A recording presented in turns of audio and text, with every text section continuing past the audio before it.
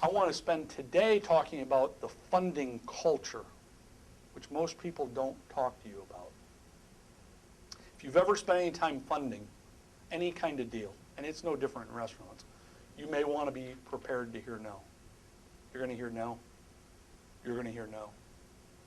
You're going to hear no. If you don't hear no, you're not asking enough people. But there's more to the culture than that. The funding culture is really built around confidence. You have to be able to have the confidence to walk up to people you don't know and ask them the critically important question.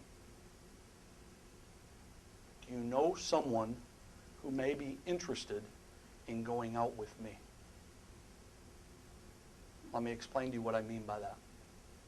When I was a young man, all of my buddies in high school asked all the girls out. I never asked one. They'd walk up to the girl they liked in high school and they'd say, will you go out with me? And she'd say no. They'd walk up to the next girl, will you go out with me? They'd say no. At some point, after their ego was trashed, they would finally find one dumb enough to say yes. Well, I like to think I'm a reasonably intelligent person with a pretty large ego. I didn't like hearing no, so I decided I wasn't going to ask.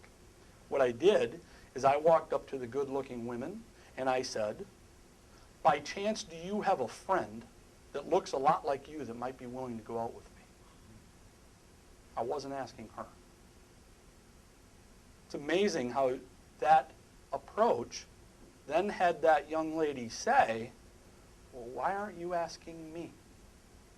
Why are you asking my friends? At that point, she just opened up the perfect question. Why are you asking me out? And I got plenty of dates. Okay? Finding investment capital is the same way. Too often what happens is a guy walks up to a potential investor or gets a meeting with a potential investor and he says to the potential investor, would you like to invest in my business? Guy says no.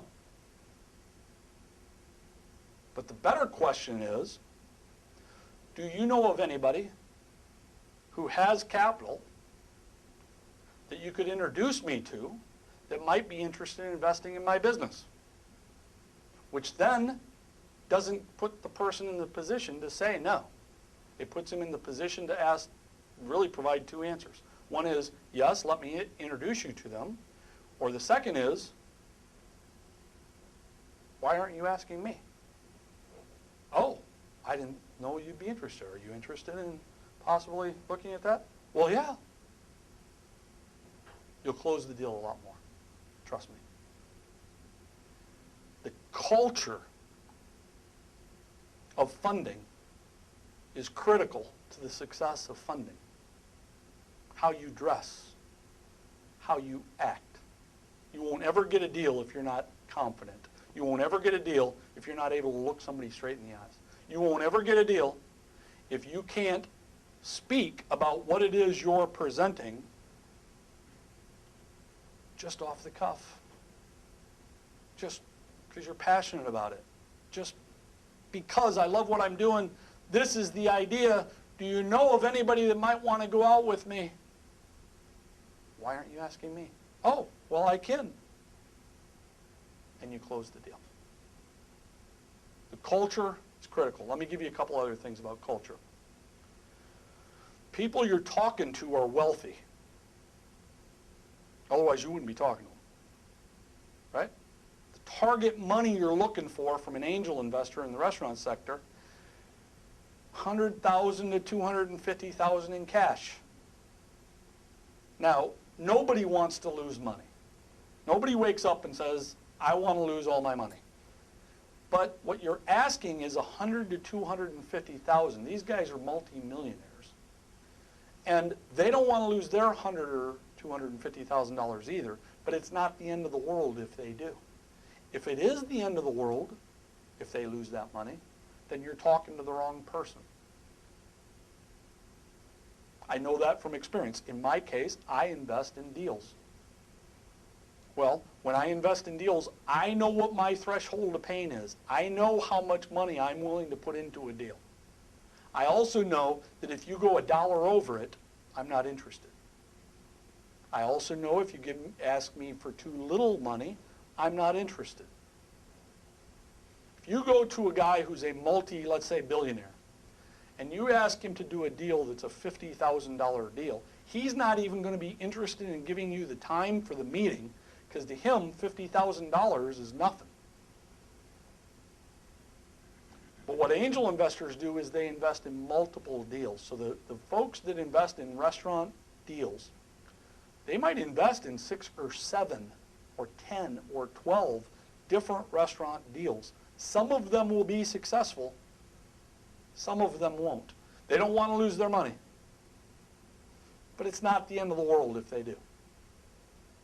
Well, so when you're building your culture for funding, you're going to have to understand the type of people that rich people are.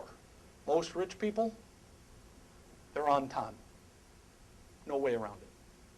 Most rich people are up before you because the early bird gets the worm. Most rich people are driven. Most rich people are highly tactical. They're going to look at the details. You're going to have to build that culture in yourself. If you're not that type of person, if you're not on time, if you're not driven, if you're not passionate, if you're not focused, you won't get them to give you the money. You won't get them to introduce you to their friends. Restaurant funding is not about finding one investor. It's about finding a group of independent angel investors. And between them, you get 100 from this guy, and 200 from this gal, and 150 from this guy, and 200 from this girl. That's how you get the money, and you put it together to do your deal. Now, the reality in the restaurant business is there's a certain amount of money, total package of money that you have to chase. For the most part, if you're chasing less than $500,000, it's highly difficult to get the money. If you're chasing much more than $3 million, it's highly difficult to get the money. The window of space in the restaurant business is $500,000 to $3 million. And actually, if you even dialed it more, the best numbers are about $750,000 to about $1.5 million. You get too much outside of that window, it becomes difficult on either side to get the money.